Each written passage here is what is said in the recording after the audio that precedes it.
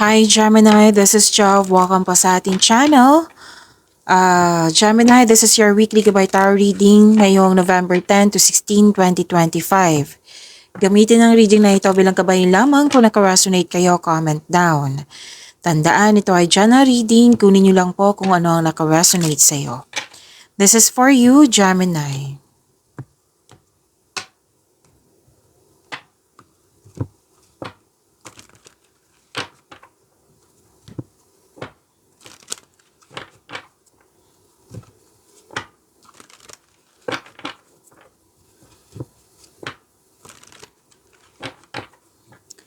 Para po ito sa iyo, Gemini. Ngayong November 10 to 16, 2025.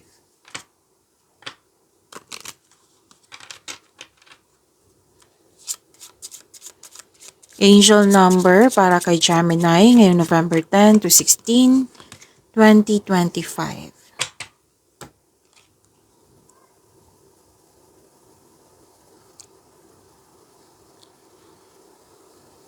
Angel number 1212. Okay, duality. Within you are shadows of dark and beams of light. The divine is reminding you to embrace the duality that is your individual spark. The spark is being ignited and is ready to illuminate the path ahead. To attract more blessings, let us say the power affirmation. Let us say, I fully embrace who I am and allow change where it is needed. I trust the duality within me. I fully embrace who I am and allow change where is needed. I trust the duality within me. So this is angel number 1212. Okay. This is a sign of spiritual growth, a call for a positive mindset. Oo, i-let go mo na yung mga negativity, yung mga iniisip mong hindi nakakabuti sa'yo. So, i-maintain nyo po yung positive thoughts nyo, positive mindset. Oo, and the reminder that your thoughts have a power, lalo na to manifest. Kung ano man yung iniisip mo na ikakabuti sa iyo, ma-manifest mo yan. So, the advice of your angel number 1212, panatilihin na magkaroon ng positive thoughts. So, bitawan nyo na, i-release mo na yung mga negative thoughts mo, Gemini. Okay? Kasi hindi yan nakakatulong sa iyo. And, sinabi din dito na nasa right path ka for awakening. Oo. And that your angels, spirits, guides are communicating with you. Na in-encourage ka na to encourage alignment with your higher purpose. Okay? This is spiritual growth and awakening. This is telling you na, this card telling you na divine, you have divine, guidance. It's seen as a message from spirit guides or angels, suggesting that na they're trying to communicate with you and support you. Ginagabayan ka. Tapos, yun po, positive mindset. Believe that your positive thoughts have the power to shape your reality. So, this is manifestation. And so, how to interpret this angel number 1212? So, stay positive po. Listen to your inner self. Pay attention to your intuition. The messages from your inner being. Trust your path. Kasi ginagabayan ka nga ng universe. Patungo sa right path, patungo sa success. Okay, so, claim niyo po ang mensahe.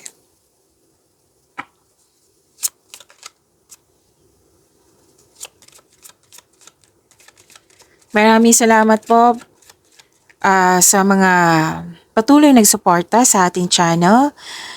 Maraming salamat po sa inyong patuloy na suporta, sa mga nag-donate, sa mga hindi nag-skip ng ads. Maraming salamat po. Sa mga hindi pa nag-subscribe, subscribe na po kayo at click bell notification para malaman nyo na may bago tayong video. Para sa mga gusto magpa-reading po, comment po kayo ng personal reading. Again, comment kayo ng personal reading and check my reply sa comment section. Oh, wow. Okay. May advice ang card nyo dito na habaan ng pasensya. Pwede sa tao, sitwasyon, sa bagay. Oo. Pwede din na may hinihintay ka na kailangan ng habaan ng pasensya. At pwede din na nag-hesitate ka, nagkaroon ng hesitation or doubt na para bigyan ng aksyon yung dapat kailangan bigyan ng aksyon. Oo. Okay. So, sinabi rin dito na pwede din na naguguluhan ka or yun nga, doubt, hesitation para gumawa ng desisyon. Okay, so habaan nyo po yung pasensya nyo. Gamitin nyo po yung talino nyo, yung experiences nyo. Lalo na sa paggawa ng desisyon. Okay? And sabi ng iyong card dito na huwag maniwala agad sa chismis. Alamin nyo muna kung totoo ba ito or hindi. Tapos may nag-uusap dito na magkakapatid. And okay. May exciting na ganap. Opo, may exciting na ganap dito. And positive, ano to? Pasensya na po, nabulol ako. Marami kasing sinasabi. So, yun po, dahan-dahan lang. Okay. Positive outcome, success. Oo. At kitang-kita ko naman dito yung happiness mo. And you have the power, ha? You have courage to take an action. Okay. So, kung naguguluhan ka sa paggawa ng desisyon, ask for help. Okay? Kung nahihirapan ka anong tawag nito? Nahihirapan ka sa tao, pwede mo din kausapin.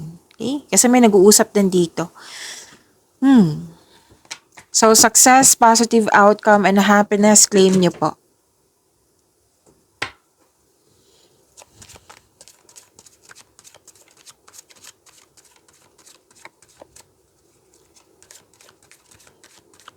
Energy ni Gemini ngayong November 10 to 16, 2025.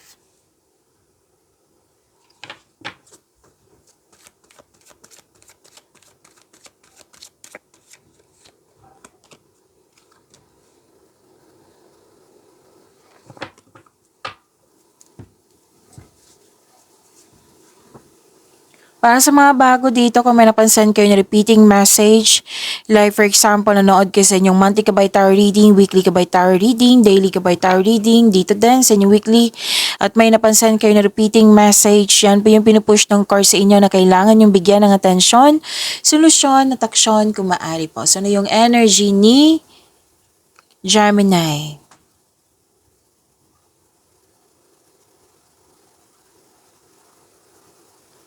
Okay, hard work, productivity.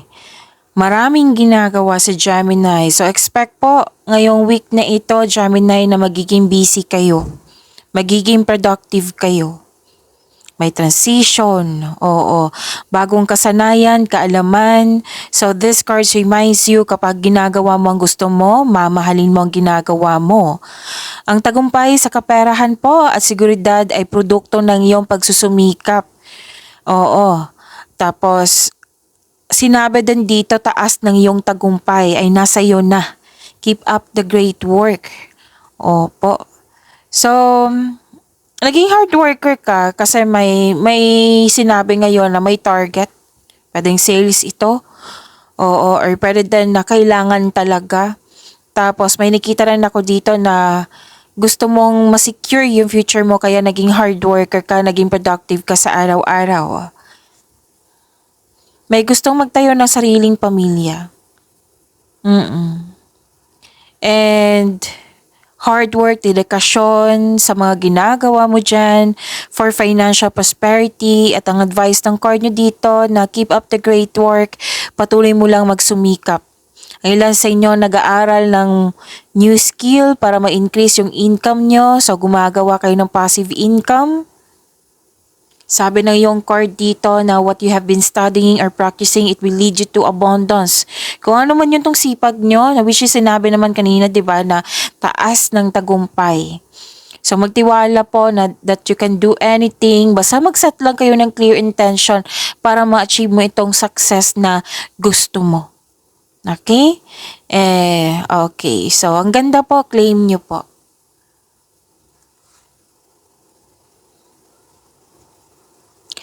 Sinabi din dito na gusto mong magpahinga. It might be nakaramdam ka ng pagod. Oo. Pero tatapusin mo itong mga gawain eh. Pwede may project kayo. May ginagawa kayo na kailangan tapusin. Oo. Pero kung pagod pa kayo, sabi ng iyong card, kailangan ng pahinga. Oo, para maging productive kayo sa araw-araw, kailangan talaga ng pahinga para pagbalik mo, increase na yung energy mo. Oo. Kasi ang pagpahinga po ay nakapagbigay ng increased productivity and a healthier mental state. You need to relax, calm your mind, and reflect. Tamang tulog, tamang meditation, magpahinga para makapag-isip ng mabuti, para makapaghanda or magpagaling. So, importante talaga yung pahinga. Kung hindi kayo nagkaroon ng pagkakaunawaan sa isang tao, put space muna. Para sa pagbalik nyo, may energy na kayong mag-usap, may realization na.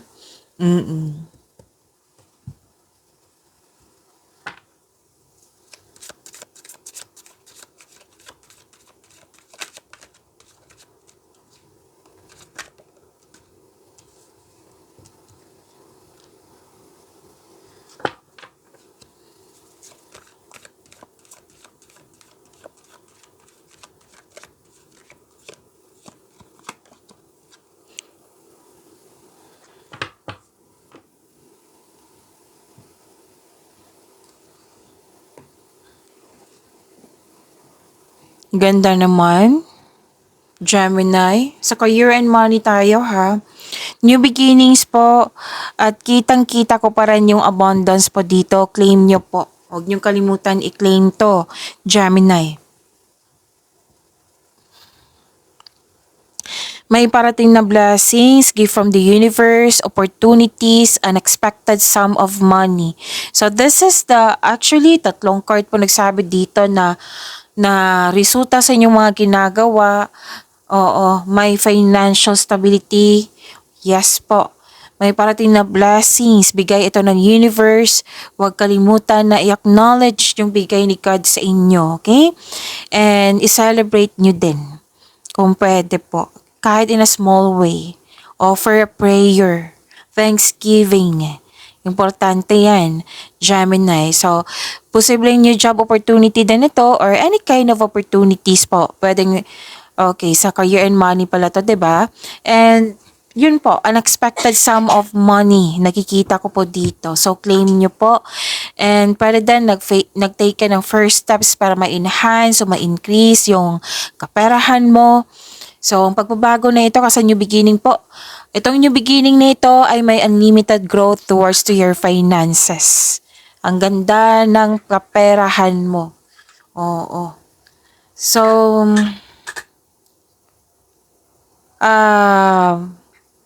yes, pagtaas ng kita, sweldo, allowance, ng posisyon, growth, financial growth and stability.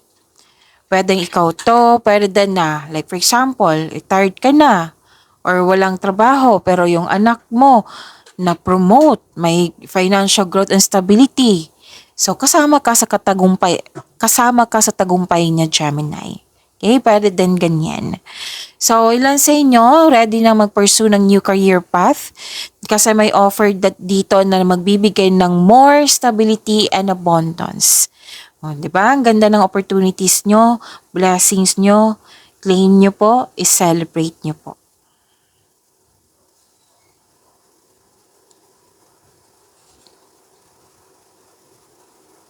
Okay, may advice ang card nyo po dito, Gemini. Tamang pag-manage ukol sa pinansyal at budget para mas lumago pa ang iyong kaperahan. Okay? At balanse, stability pa rin yung sinasabi ng dalawang card dito.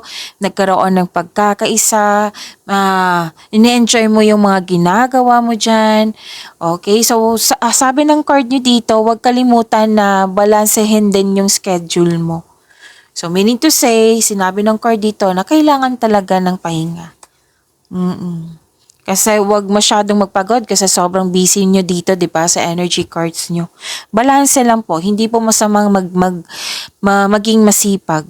Kailangan lang pong balanse para hindi kayo mapagod, para hindi kayo madaling ma-stress or ma-burnout. Yan. So, claim nyo po ha, ang ganda ng cards nyo.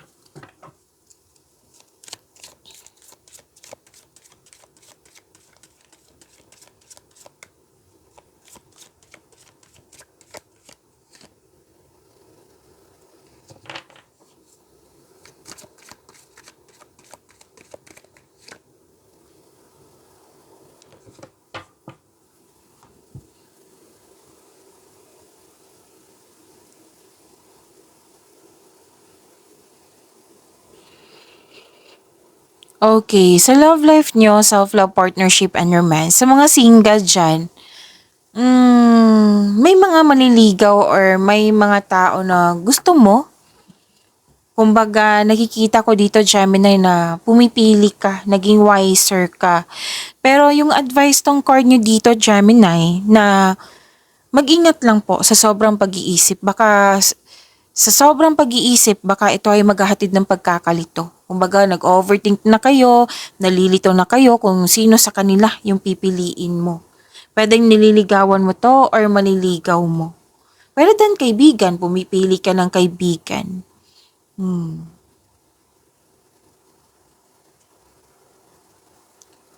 Para sa mga marelasyon sa buhay mag-asawa, ingat lang po kasi may temptation akong nakikita dito. Pwedeng sa bagay to, pwedeng sa tao, sitwasyon. Kung sa tao man to, mas piliin nyo po yung inner peace kesa sa sakit ng ulo. Kung hindi man kayo ito, pwede din sa taong mahalaga sa'yo. So, ingat sa temptation, okay?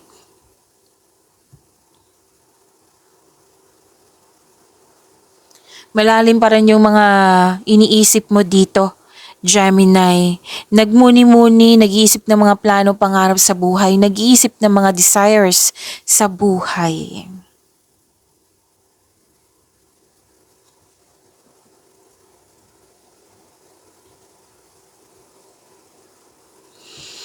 Nakikita ko dito,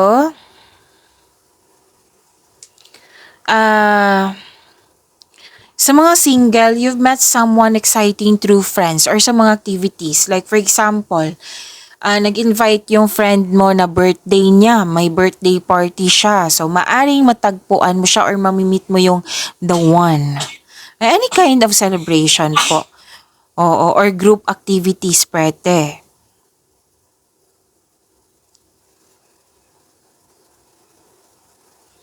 Sa mga marelasyon, this is a time na magkaroon kayo ng... Sa mga marelasyon, sa buhay mag-asawa, this is a time na magkaroon kayo ng travel plans or meeting someone special while on vacation. Magkakaroon po ng gathering, magpa-participate kayo ng activity, group activity. Yes. Maari din ang ilan sa inyo dito na ituloy nyo po yung abroad or paglalakbay sa malayong lugar. So, gumagawa kayo ng aksyon dito.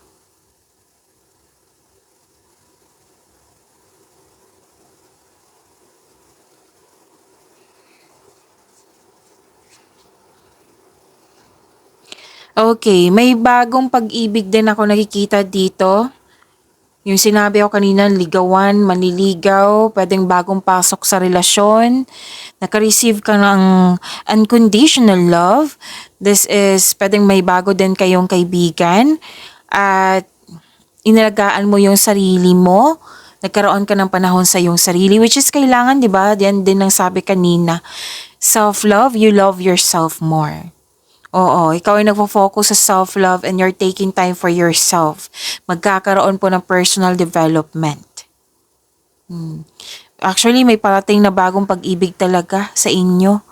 Pwedeng bagong kaibigan, basta tao na magbibigay ng love, peace, and happiness sa iyong buhay. May nagkasundo, may nagkabalikan, masaya kayo, nagkaroon ng positive emotions flow. Pero then may buntis po or the arrival of a new baby. Pag-imani niyo po yung blessings binigay sa inyo, Gemini. See you tomorrow. Maraming salamat po.